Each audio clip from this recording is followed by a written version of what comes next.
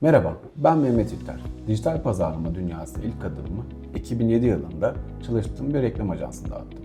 O günden bu yana markaların dijitalde nasıl parlayabileceğini keşfetmeye, strateji üretmeye ve yaratıcı çözümler geliştirmeye tutkuyla devam ediyorum. Bu alandaki yolculuğum yalnızca reklam platformlarını öğrenmekle kalmadı, aynı zamanda farklı sektörlerde hizmet veren markalar için stratejiler geliştirmeye ve sonuç odaklı kampanyalar üretmeye dönüştü. Reklamcılık, pazarlama ve iletişim alanında akademik eğitim aldım. Edindiğim teorik altyapı saha deneyimlerimle birleşerek dijital pazarlama alanında kapsamlı bir uzmanlık geliştirdim. Bugüne kadar onlarca sektörde yüzlerce firmayla çalışma fırsatı buldum. Hem küçük ölçekli işletmelerin büyüme süreçlerinde hem de kurumsal firmaların dijital dönüşüm yolculuklarında aktif olarak rol aldım. Bu süreçte edindiğim bilgi ve tecrübeleri son 5 yıldır sınıf içi ve çevrim içi eğitimlerle katılımcılarıma aktarıyorum. Kurumlara yönelik özel eğitim programlarının yanı sıra bireylere yönelik dijital pazarlama eğitimleri de düzenliyorum.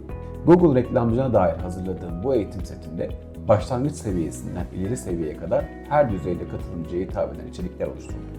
Arama ağ reklamlarından görüntü reklamlara, YouTube ve alışveriş reklamlarından mobil uygulama kampanyalarına kadar pek çok konuyu hem teorik hem de uygulamalı şekilde ele aldım. Eğitimi tamamladığınızda ister kendi markanızın reklamlarını yönetin, ister danışmanlık yaparak ek gelir kazanın. Kazandığınız bilgiyle fark yaratacağınıza eminim. Şimdi birlikte Google reklamcılığını adım adım uygulayarak öğrenmeye başlayalım.